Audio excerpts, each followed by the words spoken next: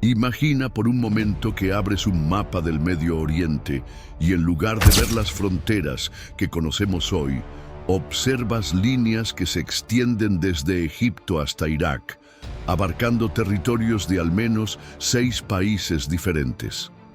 Este no es un ejercicio de ficción geopolítica, sino una visión que ha influenciado décadas de política, guerra y diplomacia en una de las regiones más volátiles del mundo.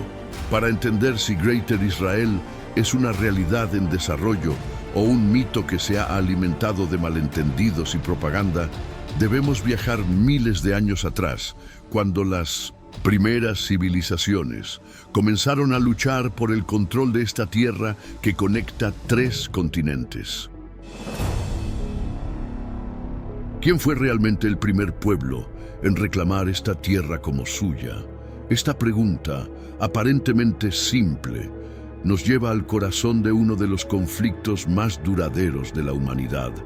Hace más de 4000 años, cuando las pirámides de Egipto ya dominaban el horizonte y las primeras ciudades de Mesopotamia florecían entre el Tigris y el Éufrates. La tierra que hoy conocemos como Israel y Palestina era un corredor vital que conectaba África con Asia. Los cananeos, un pueblo semítico, fueron probablemente los primeros en establecer ciudades permanentes en esta región, construyendo centros urbanos como Jericó y Jerusalén, mucho antes de que los nombres de Abraham o Moisés fueran conocidos por la historia. La llegada de los hebreos, según los relatos bíblicos, marca el momento en que comenzaron las primeras reivindicaciones territoriales que aún resuenan hoy. Abraham, considerado el patriarca de las 3 religiones monoteístas, recibió según el Génesis una promesa divina que establecía: a tu descendencia daré esta tierra, desde el río de Egipto hasta el río Grande, el río Éufrates. Esta promesa, conocida como el Pacto Abrahámico, se convertiría milenios después en uno de los pilares del movimiento sionista moderno. Sin embargo, la arqueología moderna nos cuenta una historia más compleja. Los hebreos no llegaron como conquistadores únicos, sino que se integraron gradualmente con las poblaciones cananeas existentes, adoptando muchas de sus costumbres y fusionándose culturalmente con ellas. Los grandes imperios de la antigüedad transformaron repetidamente esta región, cada uno dejando su huella cultural y legal. Los egipcios controlaron la zona durante varios períodos, considerándola una provincia estratégica para proteger sus rutas comerciales hacia Asia. Los asirios y babilonios deportaron poblaciones enteras, mezclando etnias y culturas en una política deliberada de ingeniería demográfica que cambiaría para siempre la composición étnica regional. Cuando Nabucodonosor II destruyó Jerusalén en el 586 a.C. y llevó a la élite judía al exilio en Babilonia, no solo estaba castigando una rebelión, sino implementando una estrategia imperial que había probado ser efectiva para mantener el control sobre territorios conquistados. El regreso del exilio babilónico, permitido por el emperador persa Ciro el Grande en el 538 a.C., marca un momento crucial en la historia judía y en las futuras reivindicaciones sobre la tierra. Los judíos que regresaron encontraron un territorio habitado por poblaciones que habían permanecido durante el exilio, incluyendo samaritanos y otros grupos que también reclamaban descendencia de los antiguos israelitas. Esta tensión entre los que regresaron y los que nunca se fueron establecería un patrón que se repetiría a lo largo de la historia. Múltiples grupos reclamando legitimidad sobre la misma tierra, basándose en diferentes narrativas históricas y conexiones ancestrales. Los imperios griego y romano introdujeron nuevas dimensiones a estas reivindicaciones territoriales. Alejandro Magno y sus sucesores helenizaron la región, mientras que Roma eventualmente destruiría el segundo templo en el 70 d.C. y dispersaría gran parte de la población judía en lo que se conocería como la diáspora. Sin embargo, comunidades judías continuaron viviendo en la tierra, especialmente en Galilea, manteniendo una presencia continua que también se convertiría en un elemento clave de las reivindicaciones sionistas modernas. Cada conquista, cada deportación, cada regreso agregaba capas de legitimidad histórica que diferentes grupos podrían invocar siglos después para justificar sus derechos sobre el territorio. La llegada del Islam en el siglo VII transformó radicalmente el panorama religioso y político del Medio Oriente, introduciendo una nueva dimensión a las reivindicaciones territoriales que perdura hasta nuestros días. Cuando el califa Omar ibn al-Khattab conquistó Jerusalén en el 638 d.C., no solo estaba expandiendo el naciente imperio islámico, sino estableciendo una conexión religiosa que convertiría a la ciudad en el tercer lugar más sagrado del Islam. La construcción de la cúpula de la roca en el mismo sitio donde una vez se alzó el templo de Salomón no fue casual. Representaba una declaración visual y teológica de que el Islam era el heredero legítimo de las tradiciones abrahámicas anteriores. Los siglos de dominio islámico establecieron un patrón de gobierno que influenciaría profundamente las expectativas futuras sobre cómo debería organizarse la región. Bajo los califatos Omeya y Abbasí, y posteriormente bajo diversos sultanatos, la región experimentó períodos de tolerancia religiosa relativa donde judíos, cristianos y musulmanes coexistían bajo el sistema de dhimmi. Esta coexistencia, aunque jerárquica, creó comunidades mixtas y una cultura compartida que contrastaría dramáticamente con las futuras divisiones nacionalistas. Los judíos de este periodo no vivían como una minoría asediada esperando la redención nacional, sino como comunidades religiosas integradas en el tejido social más amplio del mundo islámico.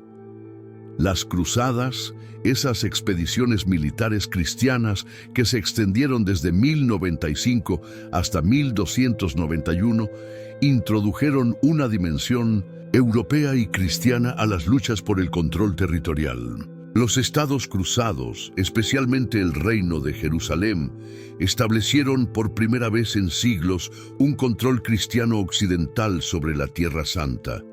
Sin embargo, su impacto más duradero no fue territorial, sino conceptual.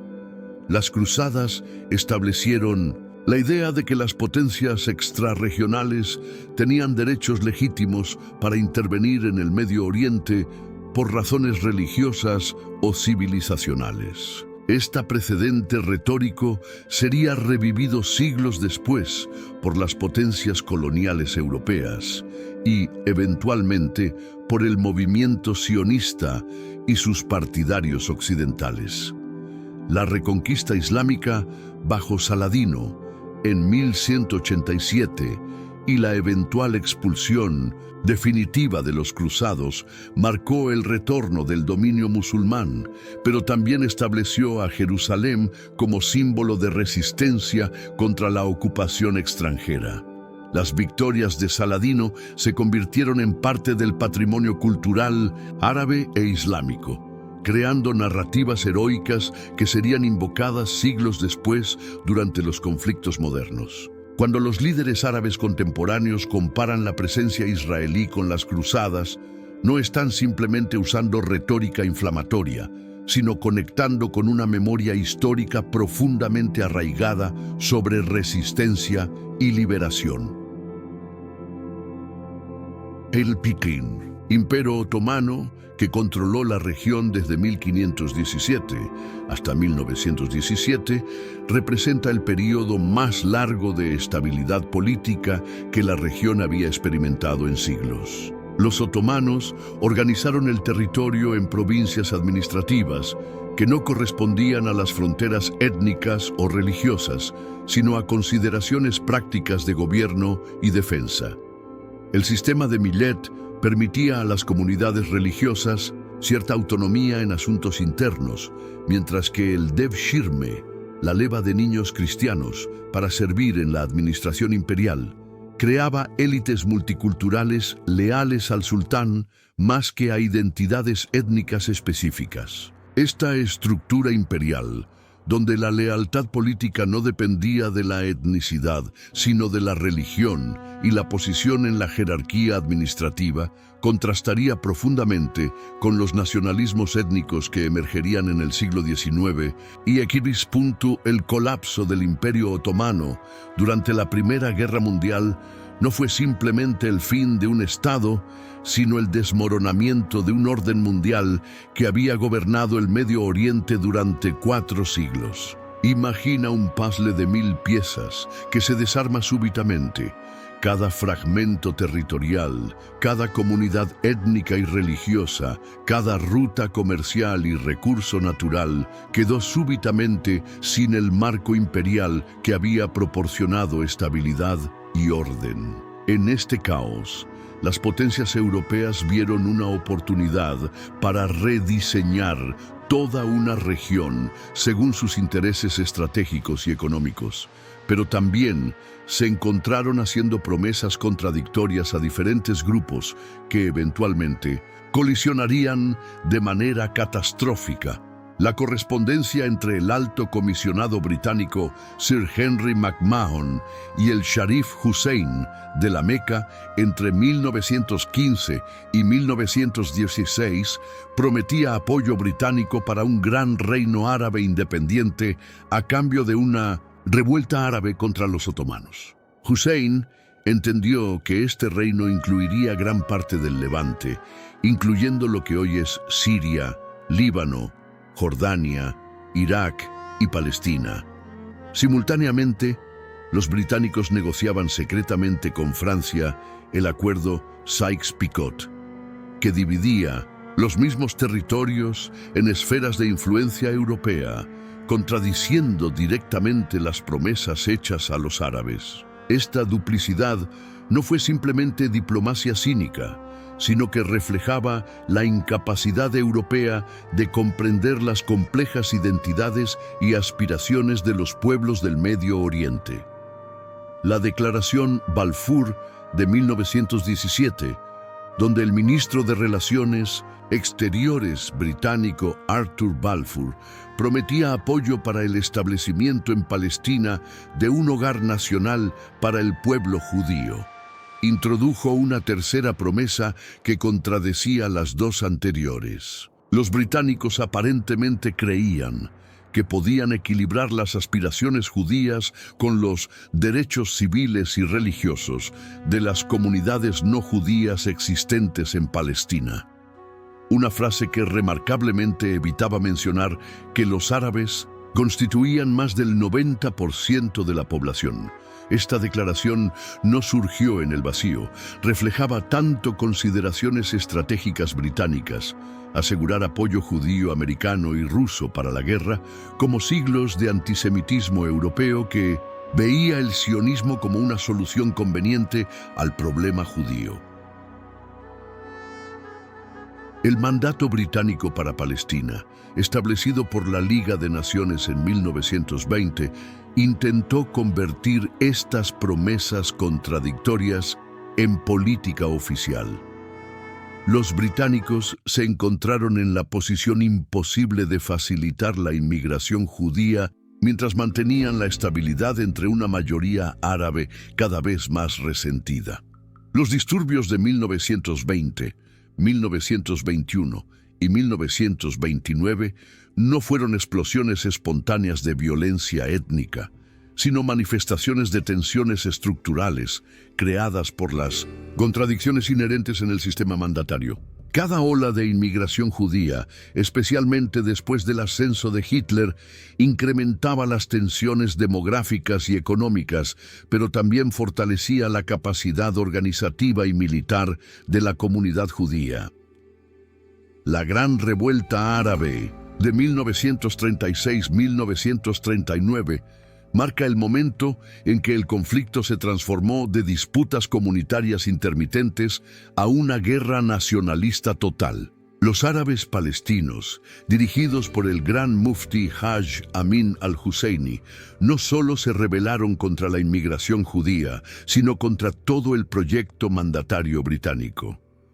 La respuesta británica fue brutal, pero también reveló la medida en que dependían de la cooperación judía para mantener el control.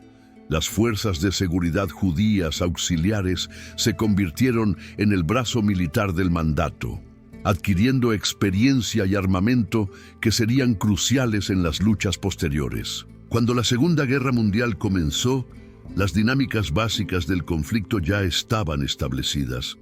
Dos movimientos nacionalistas incompatibles compitiendo por el control de la misma tierra con el respaldo de diferentes potencias externas. La decisión de la ONU en 1947 de particionar Palestina en estados judío y árabe no resolvió estas contradicciones, sino que las cristalizó en fronteras internacionalmente reconocidas. El plan de partición asignaba el 56% del territorio al Estado judío, a pesar de que los judíos constituían solo el 33% de la población y poseían el 7% de la tierra. Esta disparidad no reflejaba consideraciones demográficas o de equidad, sino el reconocimiento de que el movimiento sionista había construido instituciones protoestatales más efectivas que sus contrapartes árabes. La aceptación judía y el rechazo árabe del plan de partición establecieron el escenario para la guerra de 1948, que no solo decidiría el destino inmediato de Palestina, sino que crearía las condiciones para décadas de conflicto regional que continúan hasta hoy. Theodor Herzl nunca visitó Palestina, pero su libro El Estado Judío de 1896 desencadenaría una revolución que transformaría no solo el destino del pueblo judío, sino el equilibrio geopolítico de todo el Medio Oriente. Cuando Herzl escribió que los judíos que lo deseen tendrán su Estado, estaba respondiendo no solo al antisemitismo que había presenciado durante el caso Dreyfus en Francia, sino a una crisis existencial más profunda del judaísmo europeo. Después de siglos de emancipación e integración, los judíos descubrían que seguían siendo considerados eternos extranjeros en las sociedades donde habían nacido. El sionismo no nació como un movimiento de conquista territorial, sino como una respuesta desesperada a la pregunta de si los judíos podían realmente encontrar seguridad y normalidad fuera de una tierra propia. El primer congreso sionista en 1900, Basilea en 1897, estableció un programa que sonaba modesto en papel, pero era revolucionario en sus implicaciones. El sionismo aspira a crear para el pueblo judío un hogar en Palestina asegurado por el derecho público. Esta formulación cuidadosa ocultaba debates internos feroces sobre el alcance territorial del futuro Estado judío. Mientras que Herzl y los sionistas políticos se enfocaban en obtener una carta internacional que legitimara la colonización judía, otros líderes como Max Nordau hablaban abiertamente de las fronteras naturales de la tierra prometida que se extendían desde Dan hasta Beersheba, una referencia bíblica que algunos interpretaban como abarcando territorio desde 1900 en el sur del Líbano hasta el desierto del Negev. Las primeras olas de inmigración judía, conocidas como las Aliyot, enfrentaron una realidad palestina muy diferente a la tierra sin pueblo para un pueblo sin tierra, que describía la propaganda sionista. Los pioneros judíos no llegaron a un desierto vacío, sino a una sociedad rural, compleja con sus propias estructuras económicas, sociales y políticas. Sin embargo, su respuesta no fue la integración, sino la creación de instituciones paralelas, granjas colectivas, kibutzim, empresas cooperativas, sindicatos judíos y eventualmente milicias de defensa que evolucionarían hacia un ejército regular. Esta construcción nacional, Binyan Haaretz, no era simplemente desarrollo económico, sino la creación deliberada de un Estado dentro del Estado que eventualmente reemplazaría las estructuras otomanas y británicas existentes. La llegada de Vladimir Jabotinsky y el sionismo revisionista en los años 1920 introdujo una dimensión explícitamente territorialista que conectaba directamente con las futuras ideas de Greater Israel. Jabotinsky rechazaba el sionismo gradualista de Weizmann y Ben Gurión, argumentando que los judíos tenían derecho histórico no solo a Palestina Occidental, sino también a Transjordania, actual Jordania. Su famosa frase «en ambos lados» del Jordán se convertiría en un eslogan que influenciaría generaciones de políticos israelíes de derecha. Jabotinsky no hablaba en código. Creía que el conflicto con los árabes era inevitable y que solo la superioridad militar judía podría asegurar la realización del proyecto sionista en su totalidad territorial. La tragedia del Holocausto transformó radicalmente la dinámica sionista, proporcionando tanto la urgencia moral como la mano de obra necesaria para realizar el proyecto estatal. La muerte de 6 millones de judíos europeos no solo eliminó las alternativas al sionismo, como el autonomismo cultural o la asimilación, sino que creó un imperativo moral que haría casi imposible para la comunidad internacional negar las aspiraciones judías a la autodeterminación. Los supervivientes del Holocausto que llegaron a Palestina no venían buscando coexistencia pacífica con los árabes, sino seguridad absoluta que solo podía garantizar un Estado judío fuerte y militarmente capaz. Esta mentalidad de supervivencia se convertiría en un elemento crucial de la cultura estratégica israelí, influenciando décadas de política militar y territorial. La Guerra de Independencia israelí de 1948-1949 es quizás el evento más interpretado y reinterpretado en la historia moderna del Medio Oriente, y por una buena razón. Sus resultados no solo determinaron las fronteras iniciales del Estado judío, sino que establecieron precedentes sobre expansión territorial, transferencia de población y legitimidad militar que informarían todas las guerras posteriores. Para los israelíes, 1948 representa el milagro de David derrotando a 5 Goliaths árabes contra todas las probabilidades. Para los árabes representa la Nakba, catástrofe, la destrucción sistemática de la sociedad palestina y el primer paso en un plan de expansión que continuaría durante décadas. La proclamación del Estado de Israel por David Ben Gurión el 14 de mayo de 1948 fue tanto un acto de fe como un cálculo estratégico desesperado. Ben Gurión sabía que las fuerzas árabes superaban numéricamente a las judías y que la supervivencia del nuevo Estado dependería no solo del heroísmo de sus soldados, sino de la desunión de sus enemigos y el apoyo internacional. Sin embargo, lo que muchos no saben es que Ben Gurión y otros líderes sionistas habían estado preparándose para esta guerra durante décadas. El Plan Dalet, el plan militar sionista para la guerra, no era solo defensivo. Contemplaba la captura de territorio más allá de las fronteras asignadas por la partición de la ONU especialmente en el corredor hacia Jerusalén y en la Galilea occidental.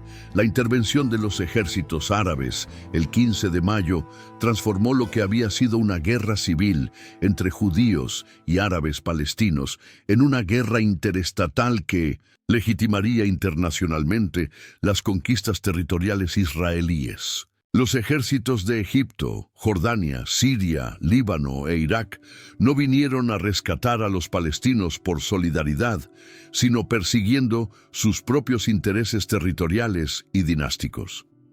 El rey Abdulá de Jordania tenía un acuerdo secreto con los israelíes para dividirse Palestina, excluyendo a los palestinos de cualquier estado propio.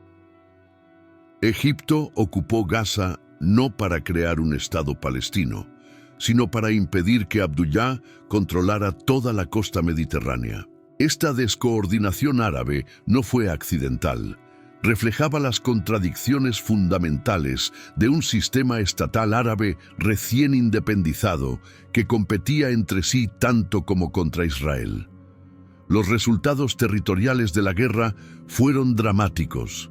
Israel no solo mantuvo todo el territorio asignado por la partición, sino que añadió el 78% de la Palestina mandataria a sus fronteras, incluyendo la Galilea occidental, el corredor hacia Jerusalén y el Negev occidental. Más importante aún, la guerra estableció el principio de que las fronteras israelíes serían determinadas por la capacidad militar, no por resoluciones internacionales. Ben-Gurión rechazó explícitamente el regreso a las fronteras de partición, argumentando que las fronteras de armisticio de 1949 representaban la nueva realidad que debía ser aceptada por la comunidad internacional. Este precedente de fronteras por conquista se convertiría en un elemento central de la estrategia israelí durante las décadas siguientes. La expulsión y huida de aproximadamente 750.000 palestinos durante la guerra creó el problema de refugiados que persiste hasta hoy, pero también liberó vastas extensiones de tierra para la colonización judía. Los historiadores debaten si esta transferencia de población fue planificada o resultado de la dinámica de guerra, pero el resultado fue el mismo: la homogenización étnica de la mayoría del territorio israelí. Los pueblos palestinos abandonados fueron repoblados con inmigrantes judíos, a menudo sobrevivientes del Holocausto, que no tenían idea de la historia de sus nuevos hogares. Esta israelización del paisaje palestino no fue solo demográfica, sino también nomenclatural. Cientos de pueblos árabes fueron renombrados con nombres hebreos, borrando efectivamente la memoria palestina del territorio. La guerra de 1948 también estableció la superioridad militar israelí como hecho permanente en el Medio Oriente, pero paradójicamente aumentó la sensación de inseguridad que impulsaría futuras expansiones territoriales. Israel había demostrado que podía derrotar a cualquier coalición árabe, pero los líderes israelíes sabían que esta victoria había dependido de circunstancias específicas que podrían no repetirse. El establecimiento de un Estado árabe palestino había sido evitado, pero a costa de crear una población refugiada que mantendría vivo el conflicto durante generaciones. Los líderes israelíes comenzaron a hablar de la necesidad de fronteras defendibles que requerirían futuras expansiones territoriales, plantando las semillas conceptuales de lo que eventualmente se conocería como Greater Israel. La Guerra de Suez de 1956 marcó la primera expansión territorial israelí después de la independencia, pero también reveló las limitaciones de actuar sin el respaldo de una superpotencia.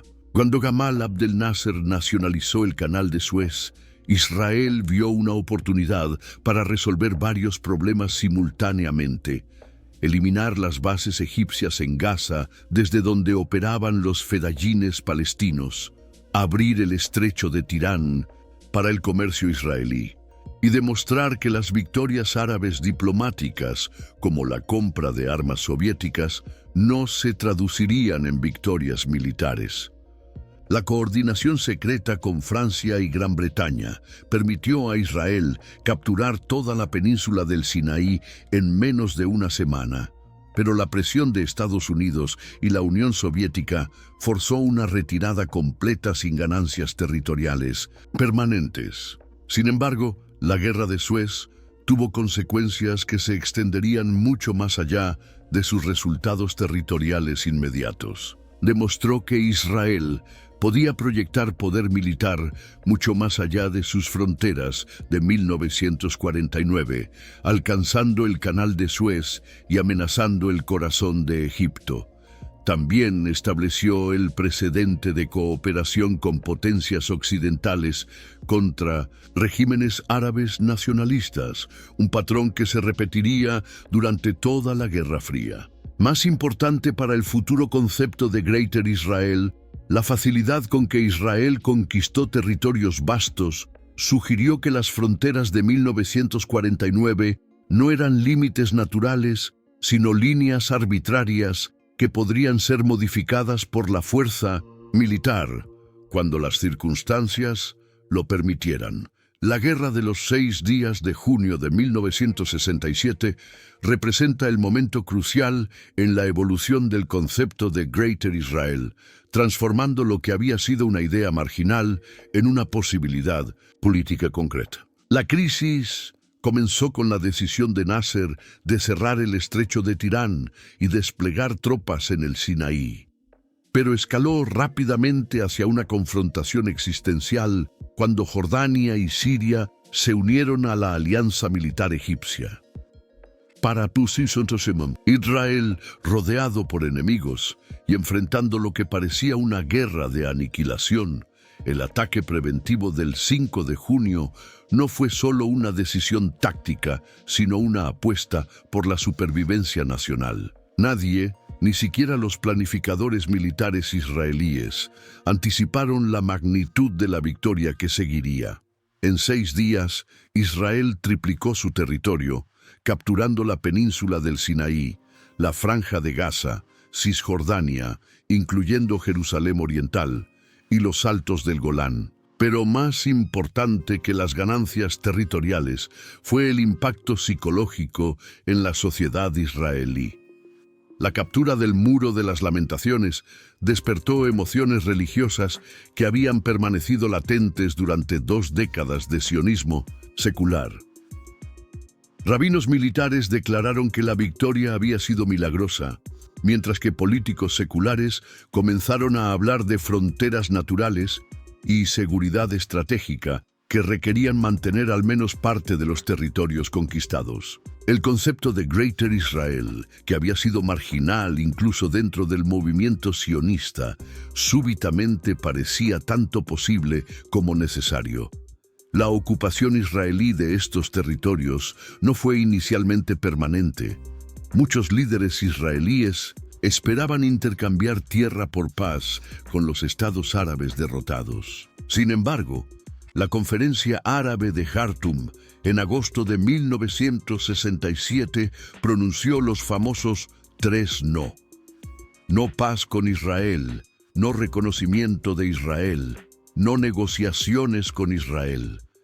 Esta intransigencia árabe proporcionó la justificación que los halcones israelíes necesitaban para comenzar a hablar de retención permanente. Cuando los primeros asentamientos judíos fueron establecidos en los territorios ocupados, inicialmente como puestos militares temporales, comenzó un proceso de hechos sobre el terreno que haría cada vez más difícil cualquier retirada futura. La Guerra de Yom Kippur de 1973 paradójicamente fortaleció el concepto de Greater Israel, incluso cuando demostró las limitaciones del poder militar israelí. El ataque sorpresa coordinado por Egipto y Siria el 6 de octubre quebró el mito de invencibilidad israelí y costó más de 2.500 vidas israelíes, pero también demostró el valor estratégico de los territorios ocupados. Las líneas de defensa en el Canal de Suez y en los Altos del Golán proporcionaron profundidad estratégica que permitió a Israel recuperarse del ataque inicial y eventualmente contraatacar exitosamente. Los partidarios de Greater Israel argumentaron que la guerra había probado que Israel no podía permitirse el lujo de fronteras estrechas en un entorno hostil y que mantener el control de los territorios ocupados era una necesidad de supervivencia, no una opción política. La primera decisión crucial llegó apenas semanas después de la Guerra de los 6 días, cuando el gobierno israelí tuvo que determinar el estatus de Jerusalén Oriental y sus 70.000 residentes palestinos. La anexión formal de la ciudad, el 28 de junio de 1967, no fue solo un acto administrativo, sino una declaración revolucionaria de que algunos territorios ocupados nunca serían devueltos bajo ninguna circunstancia. Cuando el alcalde Teddy Kollek comenzó a demoler el barrio marroquí, adyacente al Muro de las Lamentaciones, para crear una plaza ceremonial, estaba implementando la primera fase de lo que se convertiría en un patrón, la alteración física del paisaje para hacer irreversible la presencia israelí. Esta jerusalemización se convertiría en el modelo para la posterior colonización de Cisjordania y Gaza.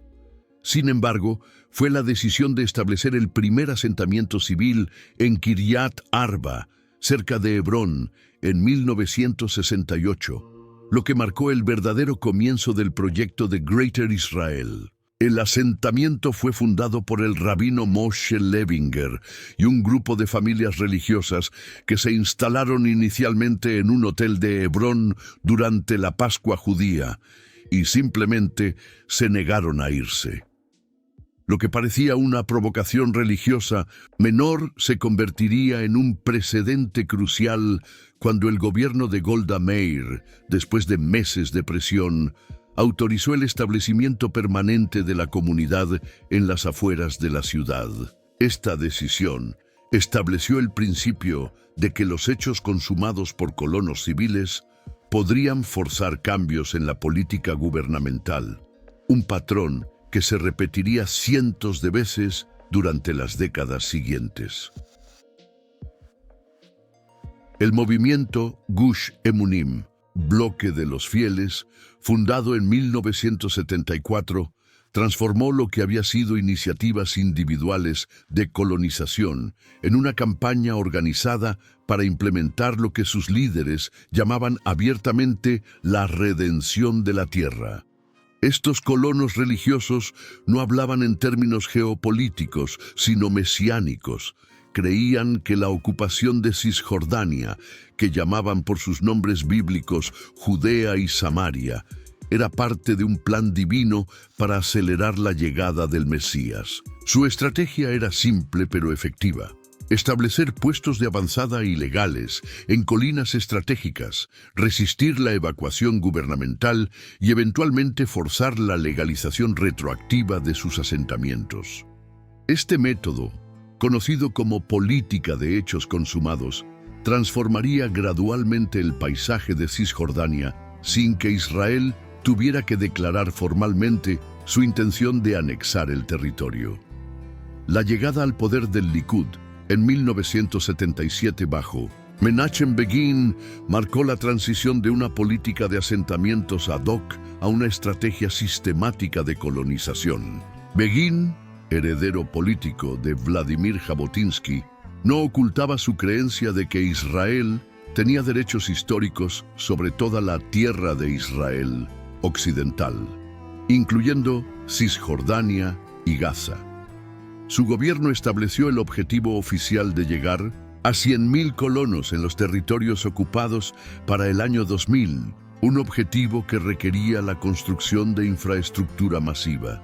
carreteras exclusivas para colonos, redes de agua y electricidad, bases militares para proteger los asentamientos y eventualmente universidades y centros comerciales que crearan una economía paralela completamente separada de la población palestina. Esta transformación no fue solo demográfica, sino también legal y conceptual. Los asentamientos en Cisjordania fueron organizados bajo la jurisdicción de consejos regionales israelíes, aplicando efectivamente la ley israelí a territorio ocupado sin anexión formal. Los colonos recibían subsidios gubernamentales, exenciones fiscales y servicios que a menudo superaban lo disponible dentro de las fronteras de 1967, creando incentivos económicos poderosos para la colonización. Más importante aún, el proyecto de asentamientos comenzó a crear una nueva generación de israelíes para quienes Cisjordania no era territorio ocupado, sino simplemente otra región de Israel. Para 2020, más de 450,000 colonos judíos vivían en Cisjordania y Jerusalén Oriental, representando casi el 10% de la población judía israelí. La transformación final del concepto de Greater Israel de una idea marginal a una política gubernamental, cuasi oficial, comenzó con el colapso del proceso de Oslo y la Segunda Intifada, 2000-2005. El fracaso de las negociaciones de Camp David en 2000 y la violencia subsecuente convencieron a muchos israelíes de que la solución de dos estados era imposible o indeseable, abriendo espacio político para alternativas más expansivas. Ariel Sharon, el arquitecto del proyecto de asentamientos, llegó al poder en 2001 con un mandato para restaurar la disuasión israelí, pero también con una visión clara de cómo rediseñar permanentemente la geografía de Palestina para hacer imposible cualquier Estado palestino viable. La construcción del muro de separación en Cisjordania, iniciada en 2002, representó la materialización física del concepto de Greater Israel en el paisaje. Oficialmente justificado como una medida de seguridad para prevenir ataques terroristas, el muro siguió una ruta que incorporó efectivamente el 10% de Cisjordania al lado israelí, incluyendo los principales bloques de asentamientos y las reservas de agua más importantes. Más significativo aún, el muro separó comunidades palestinas entre sí, cortando acceso a tierras agrícolas, escuelas y hospitales, mientras conectaba los asentamientos israelíes en una red contigua que se extendía profundamente en territorio palestino. Esta anexión silenciosa demostró que Greater Israel no requería declaraciones dramáticas, sino simplemente la acumulación gradual de hechos irreversibles sobre el terreno. El ascenso de Benjamin Netanyahu y la coalición de derecha después de 2009 marcó el período más explícito de implementación de políticas alineadas con Greater Israel. Netanyahu, aunque cuidadoso de evitar el término mismo, implementó consistentemente políticas que expandían el control israelí sobre los territorios ocupados. Aceleración de la construcción de asentamientos, legalización retroactiva de puestos de avanzada ilegales, expansión de Jerusalén Oriental y el establecimiento de zonas de entrenamiento militar que efectivamente confiscaban vastas áreas de Cisjordania para uso exclusivo israelí. Su declaración de 2019 de que Israel es el Estado-nación del pueblo judío y solo del pueblo judío no fue solo retórica electoral, sino una reformulación fundamental de la identidad estatal, que excluía por definición cualquier acomodación de aspiraciones nacionales palestinas. La Deal of the Century del presidente Trump en 2020 representó el primer respaldo internacional explícito a elementos clave de la visión de Greater Israel. El plan permitía a Israel anexar inmediatamente los asentamientos de Cisjordania y el Valle del Jordán, aproximadamente el 30% del territorio, mientras ofrecía a los palestinos un estado fragmentado sin control sobre sus fronteras, espacio aéreo o recursos hídricos. Aunque el plan fue rechazado por los palestinos y se desvaneció con la derrota electoral de Trump, demostró que conceptos que una vez parecían fantasías de extrema derecha habían migrado al mainstream de la política estadounidense-israelí. La normalización árabe con Israel a través de los acuerdos de Abraham ocurrió precisamente porque estos países árabes habían aceptado efectivamente que un Estado palestino independiente era improbable y que sus intereses comerciales y de seguridad eran mejor servidos acomodándose a la realidad del poder israelí. El gobierno de extrema derecha, formado después de las elecciones israelíes de 2022, incluyendo figuras como Bezalel Smotrich e Itamar Ben-Gvir, que abiertamente abrazan la ideología de Greater Israel, representa la culminación de este proceso de décadas. Smotrich, como ministro de Finanzas con autoridad sobre la administración civil en Cisjordania, ha declarado explícitamente su intención de duplicar la población de colonos y anexar formalmente amplias áreas de territorio palestino. Ben-Gvir, como ministro de Seguridad Nacional, ha prometido expandir las incursiones judías en el complejo de Al-Aqsa, Monte del Templo, el sitio más volátil en todo el conflicto. Estas no son provocaciones marginales, sino políticas gubernamentales oficiales implementadas por ministros con presupuestos de miles de millones de dólares y la autoridad legal para alterar la realidad sobre el terreno. Los eventos desde el 7 de octubre de 2023 han acelerado dramáticamente estas tendencias, proporcionando el contexto de guerra existencial que los partidarios de Greater Israel necesitaban para implementar cambios que habrían sido políticamente imposibles en tiempos normales. La destrucción masiva en Gaza, el desplazamiento de la mayoría de sus 2.3 millones de habitantes y las declaraciones de políticos israelíes sobre resetear Gaza han revivido debates sobre transferencia de población que no se habían escuchado tan abiertamente desde 1948. Mientras tanto, la escalada de violencia en Cisjordania, con más de 500 palestinos muertos y docenas de comunidades desplazadas por ataques de colonos, sugiere que la ventana para cualquier solución basada en dos estados se está cerrando rápidamente. Lotin, que una vez fue el sueño de unos pocos extremistas religiosos, se ha convertido en la trayectoria default de la política israelí, con implicaciones que se extienden mucho más allá de Palestina hacia la estabilidad de todo el Medio Oriente.